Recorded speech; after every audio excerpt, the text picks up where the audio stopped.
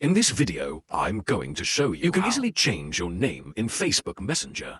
Be sure to watch the video to the very end so you don't make any mistakes. And of course, do not forget to like this video and subscribe to my channel. Thanks guys. So let's get started. And the first off, open up Messenger app.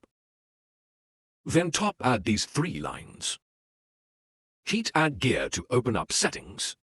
On settings, scroll down to the very bottom and then add. See more in Account Center. Then add profiles. Select your Facebook profile.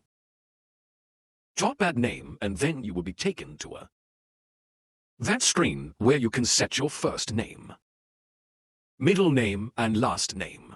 Just keep in mind that if you change your name, you can't change it again for 60 days. Once you're done with that add review change, then you'll need to come through I'm changing your name by entering your Facebook password, and after that your name will be changed. That's how you can easily change name in Messenger and Facebook.